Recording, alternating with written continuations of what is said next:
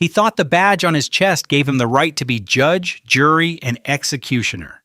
Officer Bryce Whitaker was the kind of cop who believed he owned the asphalt of Willow Grove, and he had a special kind of hatred for outsiders who drove cars nicer than his. But Whitaker made the biggest mistake of his life. He did not just profile a black couple in a luxury SUV. He unknowingly declared war on two of the highest-ranking federal agents in the country. This is not just a story about bad policing. It is a story about the most satisfying, career-ending karma you will ever hear. Buckle up. The heat in Willow Grove, Alabama, did not just sit on you. It pressed down like a wet wool blanket. It was the kind of town where everybody knew everybody's business, mostly because there was not much business to know. And at the center of this spiderweb sat Officer Bryce Whitaker. He was heavy in the gut with a buzz cut that had retreated halfway up his scalp. He wore his uniform tight, the fabric straining against a chest that had not seen a gym in years, but he compensated with attitude. In Willow Grove, Bryce was not just a patrolman, he was the gatekeeper. He had been on the force long enough to know which drunk drivers to drive home and which ones to throw in the drunk tank. He had a reputation, one that he cultivated carefully. They called him the hammer down at the local dive bar, the rusty nail. He liked that. Hammers crushed things. Bryce was parked in his usual speed trap, a gravel turnout hidden behind a massive billboard advertising Preston Grove's personal injury law. He was sipping a lukewarm sweet tea, sweat beading on his upper lip, watching the interstate traffic trickle onto Main Street. He was bored. Boredom was dangerous for a man like Bryce Whitaker. Boredom meant he started looking for trouble. That is when he saw it. An obsidian black Range Rover. The newest model gleamed so hard the sun bounced off it like a mirror.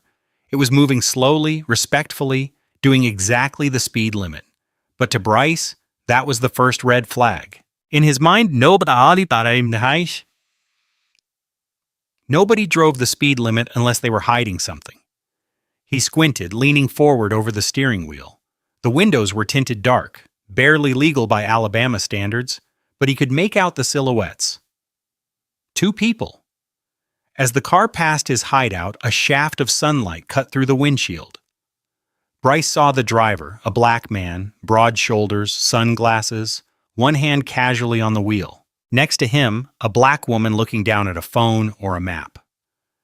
The knot in Bryce's stomach tightened. It was that familiar mix of jealousy and territorial aggression. Drug money, he thought instantly. It was a reflex, a neural pathway worn deep by years of unchecked bias. Who else drives a $100,000 car through Willow Grove? Nobody works a regular job and buys that. He did not check the plates. He did not wait for a traffic infraction. He just threw the gear shift into drive. The gravel crunched loudly as his cruiser lurched onto the pavement. "Dispatch, this is Unit 4 Alpha," Bryce mumbled into his radio, not bothering to swallow his mouthful of ice. "I am pursuing a suspicious vehicle. Black Range Rover heading north on Main. Possible drug trafficking suspicion." The dispatcher, old Mrs. Caldwell, crackled back. She did not ask for probable cause. In Willow Grove, Bryce's gut was probable cause. Bryce flipped the lights. No siren, just the silent strobe light threat of authority. He sped up, riding the bumper of the Range Rover, aggressively trying to spook them. "Run," he thought. "Give me a reason." The Range Rover did not run. It did not swerve. The driver signaled right, calmly, methodically, and pulled over onto the dusty shoulder near the old Baptist church. Bryce smirked. Gotcha. He checked his dash cam. It was on, but Bryce knew the tricks. He angled his cruiser slightly so the camera would catch the suspect's door, but the audio could be temperamental if he needed it to be. He unbuckled his seatbelt and adjusted his belt. He rested his hand on the grip of his Glock 17, not drawing it, just letting it know he was there. He walked up to the passenger side window. He preferred the passenger side. It threw people off, made them turn their backs to him. He rapped his knuckles hard on the glass. Bang, bang, bang. The window slid down silently inside. The air conditioning was blasting. The interior smelled like new leather and nothing else. The woman in the passenger seat turned to look at him. She was striking. Sharp features, hair pulled back in a tight professional bun, wearing a navy blue blazer. She looked at him over the rim of her sunglasses. Her eyes were not fearful. They were annoyed. "Is there a problem, officer?" she asked. Her voice was crisp, articulate, no accent. Bryce hated that tone. It sounded like education. It sounded like she thought she was better than him. "License and registration," Bryce barked, ignoring her question. He leaned in, letting his sweaty face invade their cool sanctuary. He looked past her to the driver. The driver was a mountain of a man. He wore a fitted gray t-shirt that showed off arms the size of tree trunks. He too was calm, unnervingly calm. "I asked you a question, ma'am," Bryce said, his voice dropping an octave. "Do you know why I pulled you over?" "We were doing the speed limit," the driver said. His voice was deep, a bass rumble. "Signal was on. Plates are valid." "I pulled you over because you have an obstructed view," Bryce lied. It was his go-to. That air freshener hanging from the mirror. There was no air freshener. The driver glanced at the rearview mirror, then back at Bryce. "There is nothing on the mirror, officer." "Do not get smart with me, boy," Bryce snapped. The slur slipped out easily, a casual flex of power. "I said license and registration now." The woman sighed, a sound of pure exhaustion. "Kendrick, just give it to him. Let us get this over with." The driver, Kendrick, reached slowly toward the center console. "Hands!" Bryce screamed, jumping back and putting his hand on his gun. "I want to see hands. Put them on the dash now." "I am getting my wallet," Kendrick said, freezing his movement. "You asked for ID." "I do not know what you're reaching for," Bryce yelled, playing to the invisible audience of his dash cam, setting the stage for self-defense. "Get out of the car. Both of you out."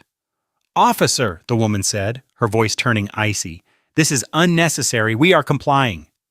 "Get out or I will drag you out," Bryce roared. He was escalating it. He wanted a reaction. He wanted them to yell back, to resist. That gave him permission to do what he really wanted to do, put them on the ground.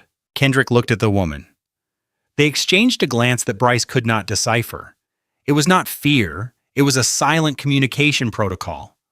"Okay," Kendrick said. "We are stepping out." Bryce stepped back, hand twitching over his holster. He was grinning internally. He had them. He was going to tear this fancy car apart, find the drugs he knew were hidden in the panels, and seize the vehicle. By tonight, he would be the hero of the precinct. He had no idea that he had just ordered the assistant special agent in charge of the Atlanta field office and a senior DOJ civil rights prosecutor out of their vehicle. The heat hit Kendrick and Lena Thorne the moment they stepped onto the roadside gravel. It was suffocating, but neither of them flinched. They stood by the side of the car, hands clearly visible. "Spread them," Bryce ordered. "Hands on the hood." "Am I under arrest?" Kendrick asked, not moving yet. "You are being detained for investigation," Bryce spat. "Now do what I told you." Kendrick placed his large hands on the hot metal of the hood. Lena did the same. Bryce moved in behind Kendrick.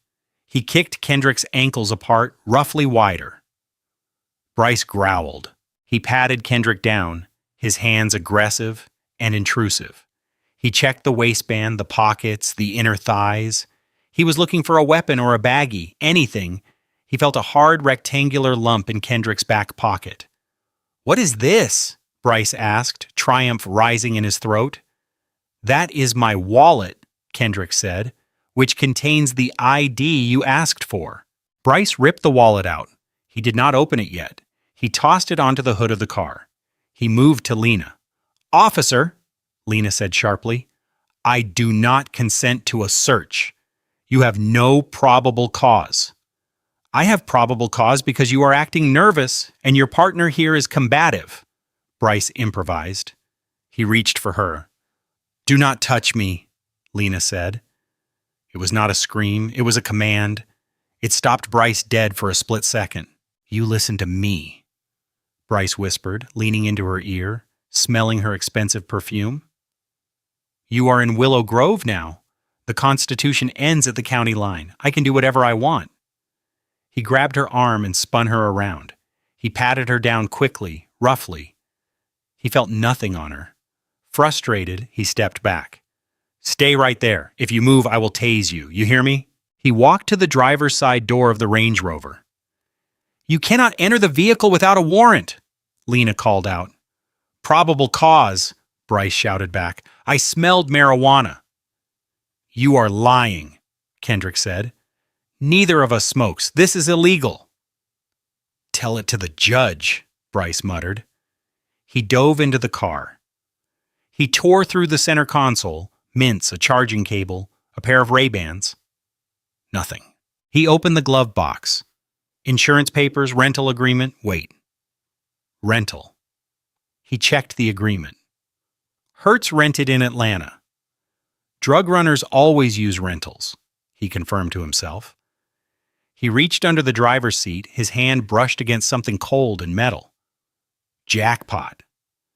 Bryce's heart hammered against his ribs. He pulled it out. It was a Sig Sauer P320. Black matte finish, standard capacity magazine. He scrambled out of the car, holding the gun up in the air like a trophy. Gun, he screamed. Gun on the ground. Get on the ground now. He leveled his own service weapon at Kendrick's chest. Kendrick did not drop. He stood up slowly from the hood, turning to face Bryce. His face was etched with a dark, dangerous resolve. Officer, Kendrick said, his voice deadly calm. Put that weapon down. That firearm is legal. Get on the ground or I will drop you. Bryce was shaking now. Adrenaline was flooding his system. You are under arrest for illegal possession of a concealed weapon. It is not illegal, Lena said, her hands still in the air, but her eyes tracking Bryce's trigger finger. Check the wallet, officer. Open the wallet you threw on the hood. I do not care about your fake IDs, Bryce yelled. He keyed his radio on his shoulder. Dispatch 1018, I need backup. I have 2 suspects at gunpoint. Weapon recovered. Send everyone. You are making a mistake that will cost you everything, Kendrick said. Look at the badge next to the gun. Bryce paused. He looked at the gun in his left hand. There was a small leather holder clipped to the belt he had missed under the seat. He had not pulled the holster out, just the gun. Shut up, Bryce yelled. Sirens wailed in the distance. The cavalry was coming. Bryce felt a surge of power. He was going to parade these two through the station. He would be on the nightly news. 2 more cruisers screeched to a halt behind him. Dust billowed everywhere. Out popped Officer Caldwell and Rookie Deputy Wyatt. Cuff them, Bryce shouted. Resisting arrest. Illegal firearm. Caldwell, a younger version of Bryce, but with less confidence, rushed Kendrick. He grabbed Kendrick's arm and twisted it behind his back. Kendrick did not resist physically, but his muscles were so dense, Caldwell struggled to bring the wrists together. I am a federal agent, Kendrick said loudly, clearly, so the dash cams of the new cars would pick it up. My badge is in the wallet on the hood. If you put those cuffs on me, you are kidnapping a federal officer. Caldwell hesitated. He looked at Bryce. Bryce, what is he saying? He is lying, Bryce screamed. They all say that. Cuff him. Caldwell snapped the cuffs on. Click, click. Wyatt grabbed Lena. She allowed herself to be cuffed, her eyes never leaving Bryce's face. She was memorizing him. Every mole, every sweat stain, every badge number. You better check that wallet, Bryce, Caldwell said nervously, just to be sure. Fine. Bryce holstered his weapon and snatched the wallet off the hood. He flipped it open. He expected to see a Georgia driver's license, maybe a fake Social Security card. Instead, a gold shield glinted in the sunlight. It was heavy, detailed. The eagle spread its wings across the top. Below it, bold blue letters set into the gold. Department of Justice, Federal Bureau of Investigation, Special Agent. Bryce blinked. He rubbed his thumb over the badge. He looked at the ID card in the adjacent window. Kendrick Thorne, Special Agent in Charge. Clearance level. Top secret. SCI. Bryce's stomach dropped through the floor. The world tilted slightly on its axis. The heat seemed to vanish, replaced by a cold chill that started at the base of his spine. He looked at the second wallet. Lena's purse was in the car. He ran to the car, grabbed her purse, and dumped it on the seat. Another badge tumbled out. United States Department of Justice? Civil Rights Division Senior Prosecutor? Bryce looked up. Kendrick was standing by the trunk of the cruiser, cuffed. He was not looking at the ground, he was looking right at Bryce. And for the first time, Bryce realized the look on Kendrick's face was not anger. It was pity. "Caldwell," Bryce croaked, his throat dry as sand. "Yeah," Caldwell asked, holding Kendrick's arm. "Take him in," Bryce said, his voice trembling. He could not admit he was wrong, not now, not in front of the rookie. He had to double down. "It is a fake. They are good fakes." "Take them in." Caldwell looked doubtful, but he followed orders. He shoved Kendrick into the back of the cruiser. As the door slammed shut, separating them, Bryce looked down at the gold badge in his hand. His fingers were shaking so hard he almost dropped it. He had just arrested the FBI, but he did not know the half of it yet. He did not know why they were in Willow Grove. The ride to the Willow Grove Police Department felt like an eternity inside the cramped back seat of the cruiser. The plexiglass divider was scratched and yellowed, a barrier between the dirty reality of the back seat and the air-conditioned authority of the front. Kendrick sat hunched over.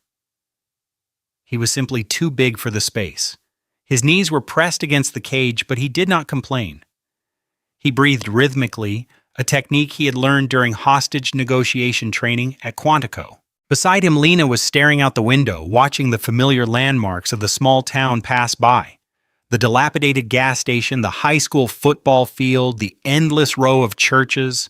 Officer Caldwell, driving the car, kept glancing in the rearview mirror. He looked terrified. The confidence of the badge was evaporating with every mile. "Bryce says they are fakes," Caldwell muttered more to himself than anyone else. "Gotta be fakes. Who carries a badge like that in a glove box?"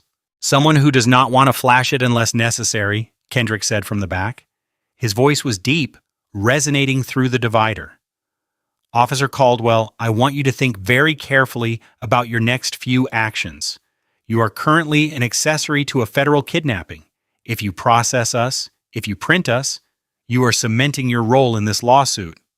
"Shut up," Caldwell shouted, but his voice cracked. "You do not talk back there." They pulled into the station's sally port. The heavy metal gate rattled shut behind them, sealing out the sunlight. Bryce Whitaker was already there. He had sped ahead, desperate to control the narrative before Kendrick and Lena arrived. He was standing by the booking desk, talking fast to the desk sergeant, a weary man named Sergeant Barlow. "Drug runners," Bryce was saying loud enough for the whole room to hear. "High-level stuff, Barlow. Fancy car, concealed weapon, fake federal IDs, real professional counterfeits. I need them processed separate. Maximum security protocols. No calls until we verify their identities." Barlow looked up over his reading glasses, chewing on a toothpick. "Feds, Bryce? You arrested feds." "Fake feds." Bryce slammed his hand on the counter. "Do not you get it? It is a cover. They think the badge scares us off. Not me. I saw right through it." The door to the sally port opened and Caldwell marched Kendrick and Lena in. Kendrick walked with his head high despite the cuffs. Lena looked like she was walking into a boardroom, not a jail. "Empty your pockets," Bryce ordered. Walking over to them, he grabbed Kendrick's arm to shove him toward the counter, but it was like shoving a brick wall. Kendrick did not budge until he chose to.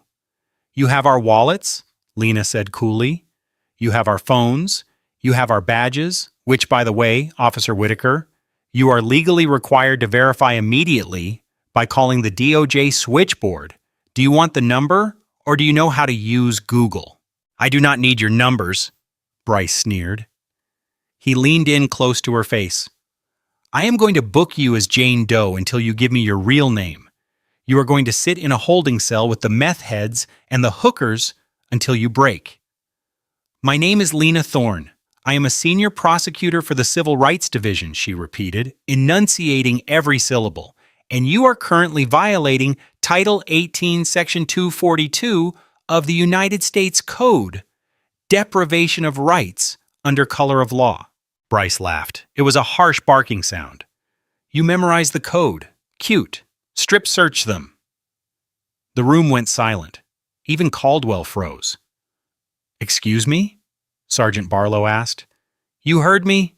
Bryce said, his eyes manic. I suspect they are carrying narcotics internally. Standard procedure for drug trafficking suspects. Strip search. Both of them.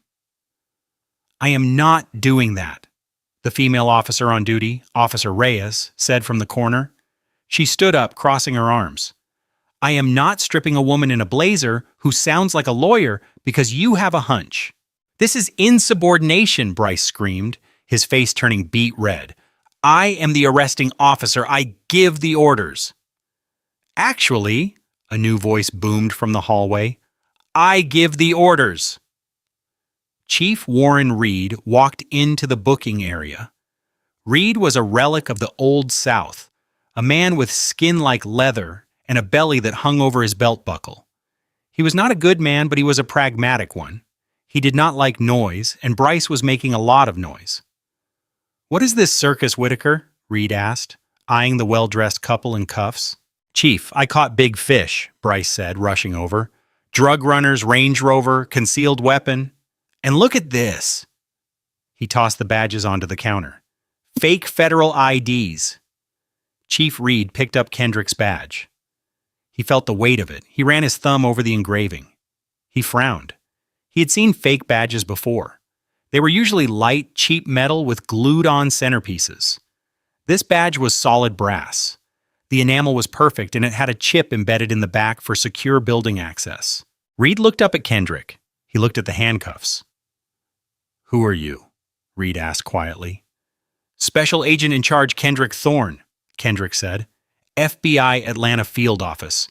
And if you do not take these cuffs off me in the next few seconds, Chief Reed, I will personally ensure that this building is turned into a parking lot. Reed looked at Bryce.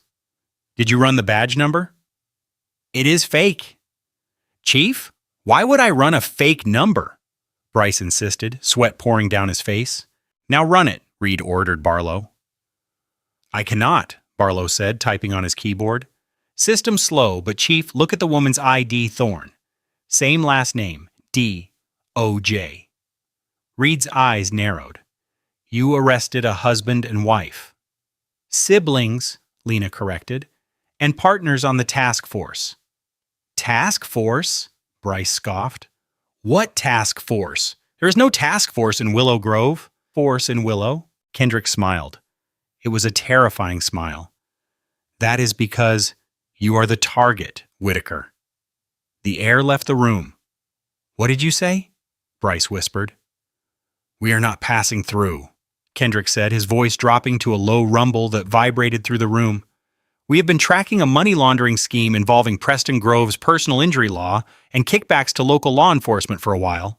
We were on our way to meet with our local informant when you pulled us over. Bryce's face went white. The billboard. He sat under that billboard every day. He took cash envelopes from Preston every week to ignore certain DUIs. He is lying, Bryce shrieked. He is trying to scare you, Chief. Put them in the cell. Chief Reed looked at the badges. He looked at Bryce, a liability he had kept around too long.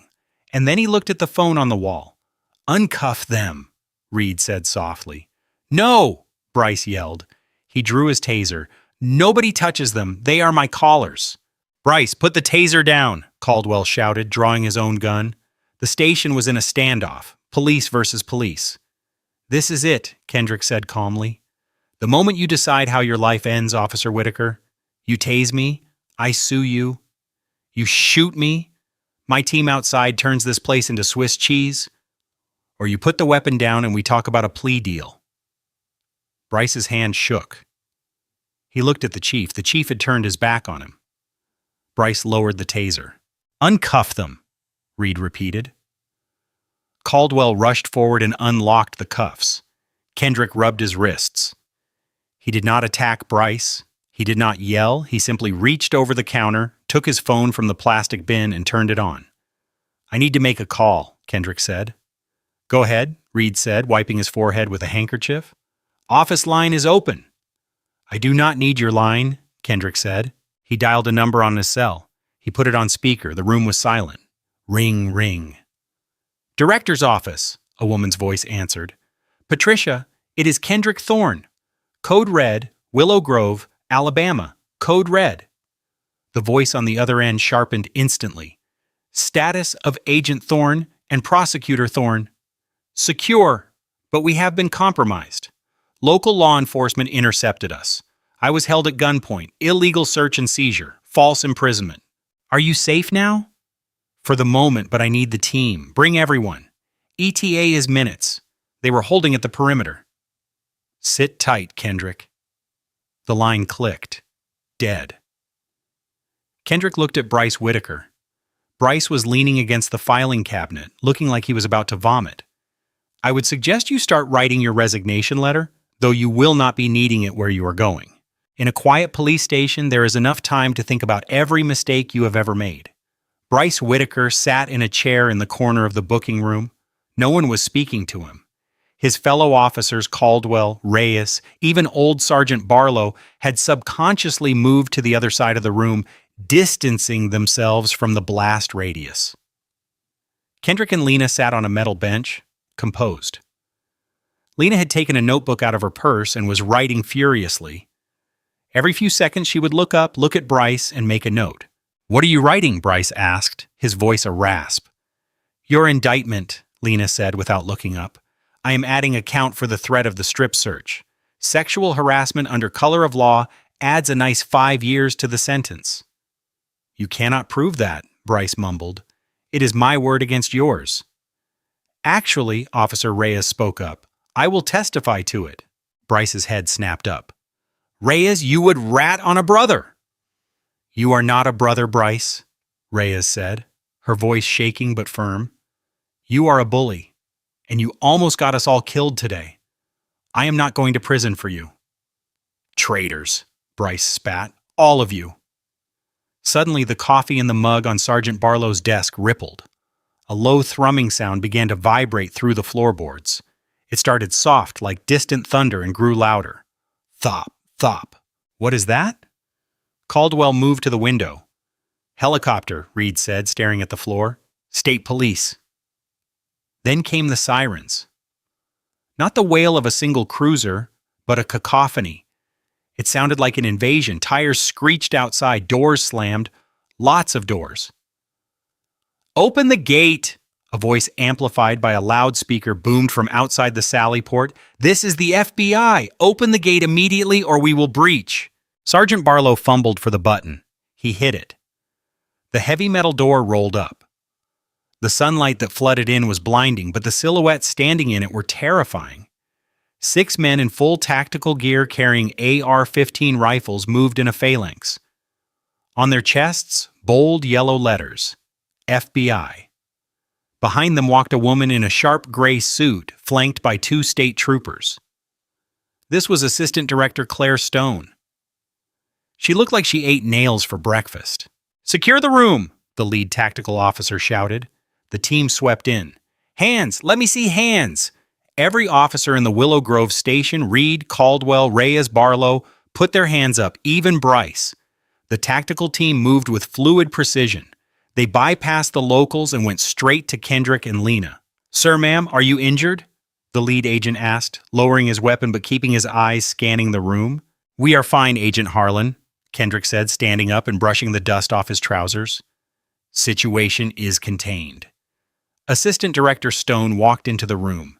She surveyed the scene with a look of absolute disgust. She locked eyes with Chief Reed. "Who is in charge here?" she demanded. I am," Reed stammered. "Chief Warren Reed." "Chief Reed," Stone said, stepping into his personal space. "You are relieved of command, effective immediately. The Alabama State Bureau of Investigation is taking over this precinct. This is now a federal crime scene." "On what grounds?" Reed tried to muster some authority. On the grounds that your department is running a protection racket for the Preston Grove law firm, Kendrick interrupted. We have the wiretaps, Warren. We have the bank records.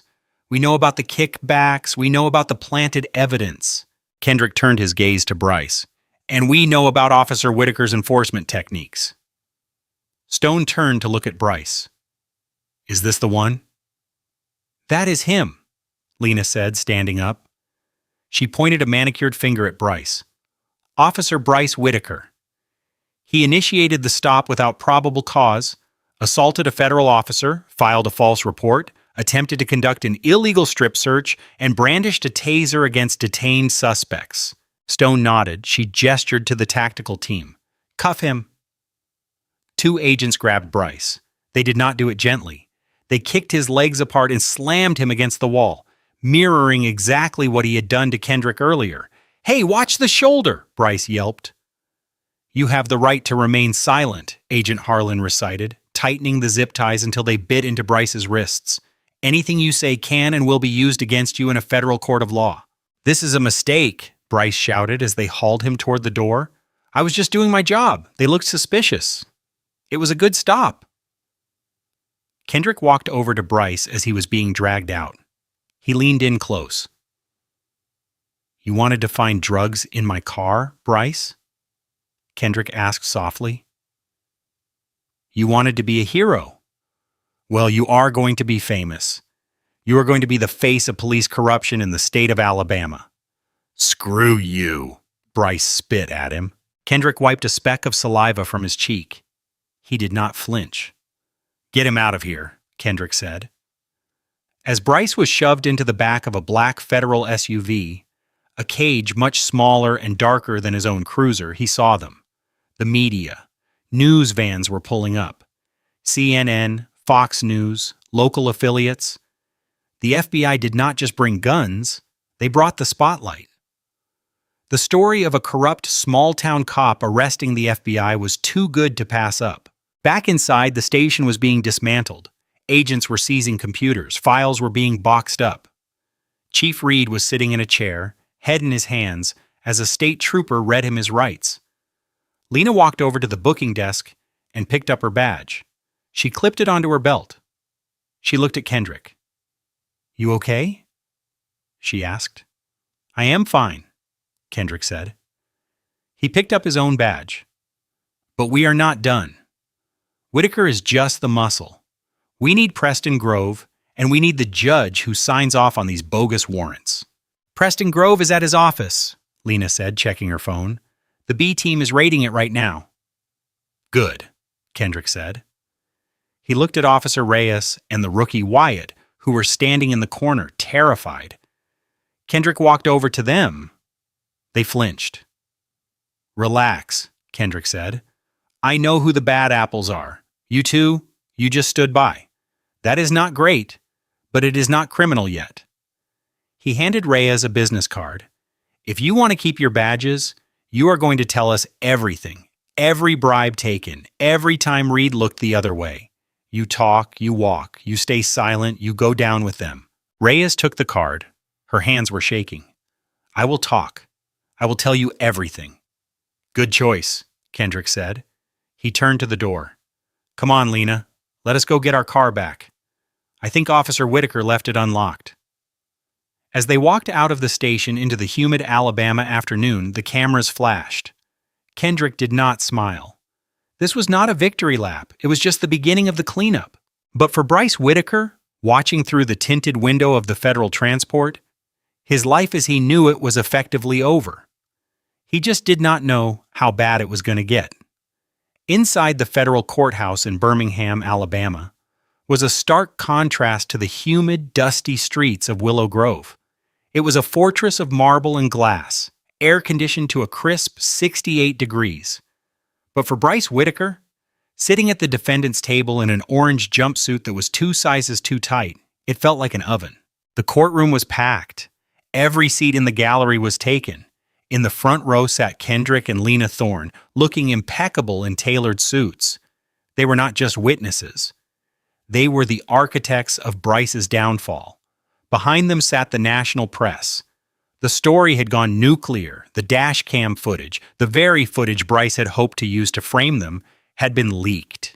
YouTube had it. Twitter had it. Millions of people had watched Bryce Whitaker sneer, "Do not get smart with me, boy," to a decorated federal agent. The comment section was a graveyard of Bryce's reputation. He was the most hated man in America. "All rise," the bailiff intoned. The Honorable Judge Carla Moore swept in. She was known as the Scalpel for her ability to cut through legal nonsense. She did not tolerate theatrics. Bryce's lawyer was a court-appointed public defender named Mr. Ellison. Bryce had tried to hire Preston Grove, the personal injury lawyer he had protected for years, but Preston was not answering calls. "Mr. Ellison," Judge Moore said, adjusting her glasses, "we are here for the suppression hearing. You are arguing that the dashcam footage should be inadmissible." "Yes, Your Honor," Ellison said, sweating. "My client argues that the audio was altered, that he never used racial slurs, that Agent Thorne provoked the confrontation to entrap a local officer." Judge Moore looked over her glasses at the prosecution table. Lena Thorne stood up. She was not prosecuting this specific case. That would be a conflict of interest. But she was assisting the U.S. Attorney, Ellis Brooks. "Your Honor," Brooks said, standing, "we have the metadata from the SD card. We have the independent verification from the FBI's digital forensics lab. And we have a surprise witness who can speak to the authenticity of Mr. Whitaker's behavior." Bryce frowned. "Witness who?" "Call Preston Grove to the stand," Brooks said. Bryce's heart stopped. Grove. The back doors opened and Preston Grove walked in. He did not look like the confident billboard lawyer anymore. He looked shrunken. He was wearing a wiretap device that had been removed, but he was clearly cooperating. He avoided looking at Bryce entirely. Grove took the stand. He was sworn in. "Mr. Grove," Brooks began, "do you know the defendant?" "Yes," Grove said quietly. "That is Bryce Whitaker. He was on my payroll for years." A gasp rippled through the gallery. Bryce gripped the table. "You rat! You dirty rat!" "And what did you pay Mr. Whitaker to do?" "To target out-of-towners," Grove admitted, his voice trembling. "Specifically people driving expensive cars who looked like they might have insurance. He would pull them over, harass them, maybe rough them up. Then I would send a runner to the jail to offer them my legal services to sue the city. We would settle out of court and Bryce and I would split the settlement money. It was a churn and burn scam." "And did Mr. Whitaker have a preference for who he targeted?" Brooks asked. Grove hesitated. Then he looked at Kendrick Thorne in the front row. "He targeted black drivers," Grove whispered. "He said they were easier to scare. He said the juries in Willow Grove would not believe them over a white cop." The courtroom erupted. Judge Moore banged her gavel, her face a mask of fury. "Order! Order in this court!" Bryce felt the blood drain from his face. It was not just a bad stop anymore. It was a conspiracy. It was a hate crime. It was systematic corruption. Mr. Ellison, Bryce's lawyer, looked at Bryce with disgust. He did not even bother to cross-examine Grove. He knew the ship had sunk. Then came the coup de grace. Brooks queued up the video again on the giant monitors. "We would like to play the moment of the arrest one more time, specifically focusing on the defendant's reaction to the badges." The video played. The sound of Bryce screaming, "Gun!" filled the room. Then the silence. Then Kendrick's voice, calm and commanding, and finally Bryce's face zoomed in and enhanced when he saw the FBI credentials. The fear in his eyes was not the fear of a man in danger. It was the fear of a bully who had picked a fight with a lion. "Mr. Whitaker," Judge Moore said, looking directly at Bryce, "I have seen enough. The motion to suppress is denied. The evidence stands, and frankly, if I were you, I would start praying for a plea deal because a jury is going to bury you." Bryce looked at Kendrick. Kendrick offered a small, polite nod. It was the ultimate power move. He was not angry anymore. He was just efficient. The jury had deliberated for less than 3 hours. Guilty on all counts. deprivation of rights under color of law, conspiracy to commit extortion, filing false police reports, assault on a federal officer, or shus. Judge Moore did not hold back. Bryce Whittaker, you have disgraced the uniform you wore. You used the power of the state as a weapon of terror against innocent citizens. You did not just break the law, you broke the public trust. She sentenced him to a long term in a federal correctional institution without the possibility of parole. Bryce would be an old man when he got out, if he got out. He was processed out of the county jail and put on a bus, the Con Air transport. He was shackled hand and foot, chained to the seat. The other prisoners on the bus eyed him. They saw the soft hands, the terrified eyes. They smelled the cop on him, fresh meat. A tattooed man 2 rows back whispered. They arrived at FCY Talladega, a medium-security federal prison. It was not the club-fed, white-collar camp Bryce had fantasized about. Because of the violence charges and the use of a weapon, he was placed in general population. The intake process was a nightmare. He was stripped naked, ironically the very thing he had tried to do to Lena. He was sprayed for lice. He was given a uniform that smelled like industrial detergent and old sweat. Name? The guard barked. He was a young black man, no older than Deputy Wyatt back in Willow Grove. Bryce Whittaker, Bryce mumbled. I was a cop. I need protective custody. You cannot put me in Gen Pop. The guard looked up. He recognized the name. Everyone did. Protective custody is full, the guard said, his face impassive. Besides, PC is for people in danger. You're a tough guy, right? The hammer. Bryce flinched. Please, they will kill me. Keep your head down and your mouth shut, the guard said, handing him a thin mattress roll. Cell Block D, move. Cell Block D was a cacophony of noise, shouting, metal clanging on metal, the blare of televisions. As Bryce walked the tier, the noise died down. Heads turned, eyes locked onto him. News travels fast in prison. They knew who he was. They knew what he had done. He reached his cell.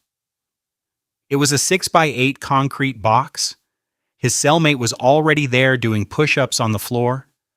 He was a massive man with a shaved head and Aryan Brotherhood tattoos covering his arms. Bryce hesitated at the door.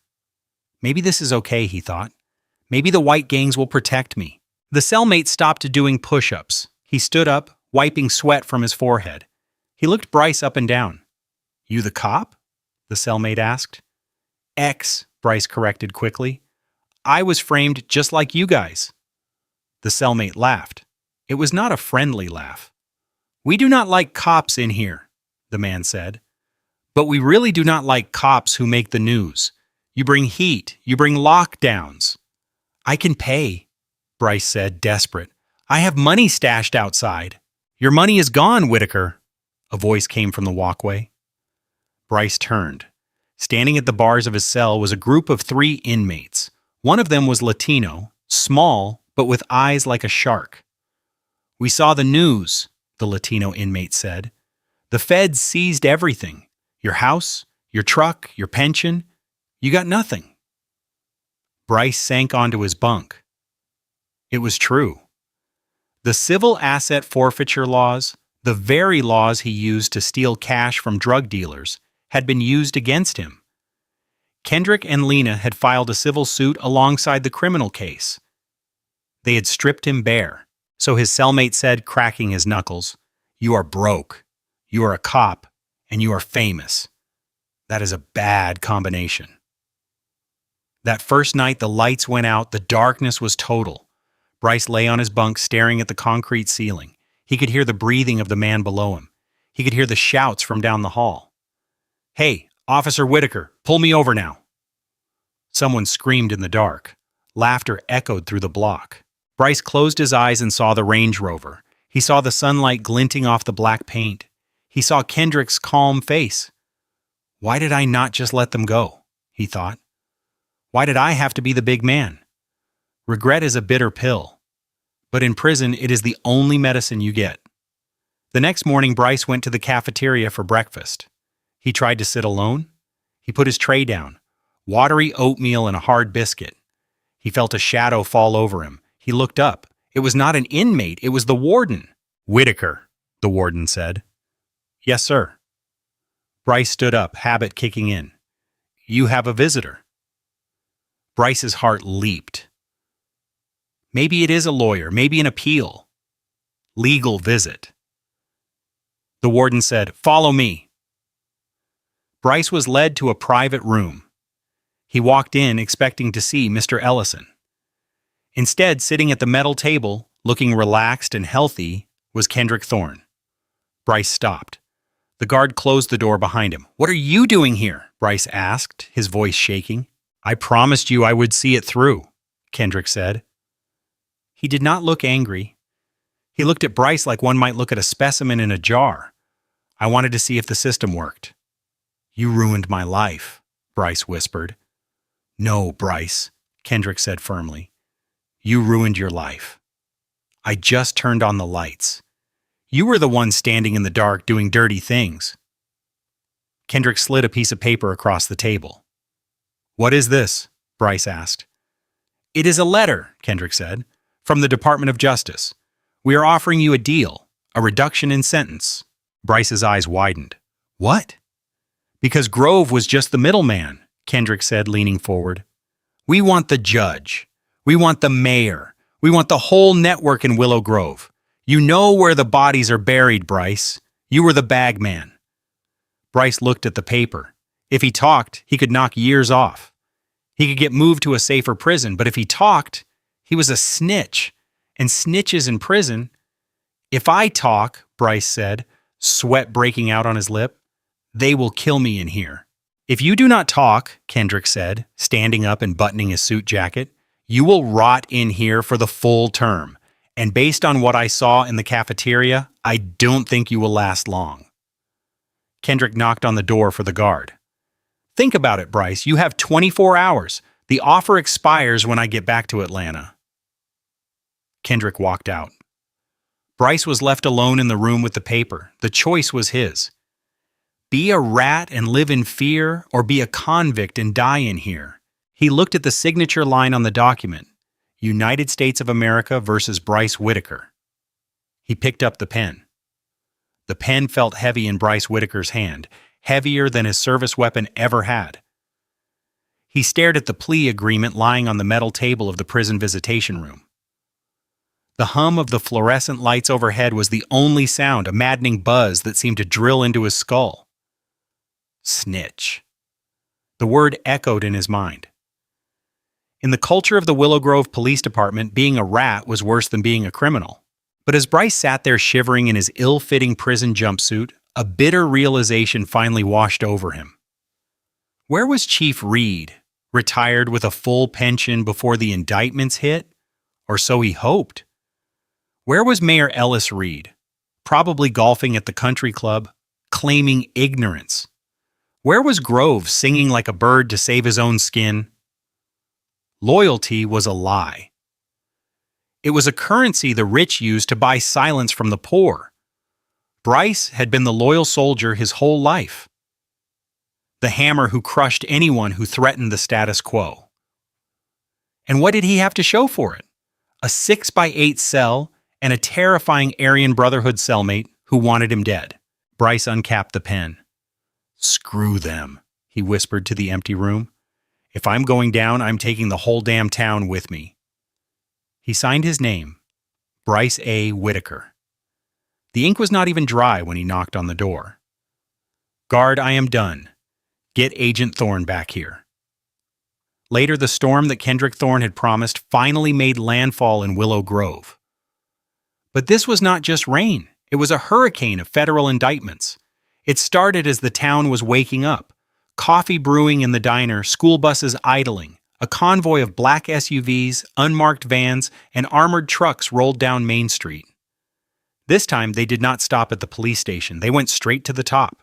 Target 1, the courthouse. FBI agents breached the chambers of Judge Vance Harlan, a man who had sat on the bench for decades signing blank warrants for Bryce Whitaker to fill in later, was dragged out in his pajamas. He was found shredding documents in his home office. The image of the distinguished judge in a silk robe being handcuffed on his front lawn was broadcast live by the news choppers. Target 2, City Hall. Mayor Ellis Reed was in the middle of a televised press conference, denying any knowledge of the corruption when Kendrick Thorne walked onto the stage. "Mayor Reed," Kendrick said, his voice booming without a microphone. "Federal warrant." Reed froze. "You cannot do this here. I am the mayor." "You are a racketeer," Kendrick corrected him. "We have the ledger, Ellis. Bryce gave us the ledger. The kickbacks from the construction contracts, the payoffs from the impound lot, the cut you took from every settlement Grove made. It is over." Lena Thorne stepped up and slapped the cuffs on the mayor. The press cameras flashed like lightning. It was the perfect visual, the corrupt establishment falling to the very justice they had tried to pervert. Target 3, the remnants across town. The dominoes fell. The towing company owner who charged exorbitant fees and split them with the police. Arrested. The doctor who falsified sobriety tests. Arrested. Officer Caldwell, who had just stood by and watched, surrendered voluntarily, tears streaming down his face, hoping for leniency. By the time the day ended, the power structure of Willow Grove had been decapitated. The Good Old Boys network was not just broken, it was pulverized. Later, Bryce Whitaker sat in a sterile recreation room in a federal correctional institution in West Virginia. He had been moved. Witness protection for prisoners was a lonely existence. He was in a unit with other snitches, mobsters who turned state's evidence, gang leaders who sold out their lieutenants. There was no status here, no hammer. He was just inmate 8942. He was sweeping the floor, a job that paid pennies an hour. On the wall, a television was playing the news. Bryce stopped sweeping. On the screen was a ceremony in Washington, D.C. The Attorney General was standing at a podium. Behind him stood Kendrick and Lena Thorne. "For their extraordinary courage and dedication to the rule of law," the Attorney General said, "Special Agent Kendrick Thorne and Senior Prosecutor Lena Thorne are awarded the Attorney General's Award for Distinguished Service. Their work in dismantling the systemic corruption in Alabama has become a model for civil rights enforcement nationwide." The camera zoomed in on Kendrick. He looked strong, stoic. He did not look like a victim. He looked like a victor. Bryce leaned on his broom handle. He felt a strange emotion. It was not anger anymore. It was not even jealousy. It was resignation. He remembered the moment on the side of the road, the heat, the arrogance, the feeling that he was a god in his own little kingdom. "I picked the wrong fight," Bryce thought. "I saw a black man in a nice car, and I saw a criminal. I should have seen a king." "Hey, Whitaker, move it," a guard shouted. "Floor is not going to sweep itself."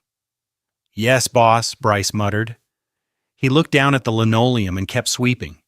The dust piles moved back and forth, going nowhere, just like him. Meanwhile, in Atlanta, Kendrick and Lena walked out of the Department of Justice building. The ceremony was over. They had the medals in velvet boxes, but they were not wearing them. They walked to the parking garage. Their car was waiting. A new one. A dark blue SUV. Government-issue bulletproof glass. "You think he is watching?" Lena asked, tossing her bag into the back seat. "Bryce?" Kendrick paused, hand on the door handle. "Yeah, I think he is. He has plenty of time to watch TV where he is. Do you feel bad for him?" Lena asked. Kendrick looked at her. He thought about the years of terror Bryce had inflicted on people who did not have a badge to protect them. He thought about the fathers taken from their children, the careers ruined by false charges, the fear in the eyes of the community. "No," Kendrick said simply. "He got exactly what he ordered. We just delivered it." He got into the car. The engine purred to life. "Where to next?" Lena asked, buckling up. "I heard there is a sheriff in Mississippi who thinks he can seize voting machines." Kendrick smiled. He put the car in gear. "Let us go say hello," he said. The SUV rolled out of the dark garage and into the bright, blinding light of the afternoon sun. They were hunters now, but they were not hunting for sport. They were hunting for justice, and business was good. And that is the story of how Officer Bryce Whitaker learned the hardest lesson of his life. He thought his badge made him untouchable. He thought his prejudice was patriotism, but he forgot that in the United States of America, nobody is above the law, especially not the people sworn to enforce it. Bryce lost his pension, his family, and his freedom. Kendrick and Lena Thorne continue to serve at the highest levels of the federal government, reminding corrupt officials everywhere that you never know who is behind the tinted windows of the car you just pulled over. Karma is not just a concept. Sometimes it is a federal agent with a warrant. If you enjoyed this story of instant karma and justice served, please destroy that like button. Do it for Kendrick and Lena. What would you do if you were in Kendrick's shoes?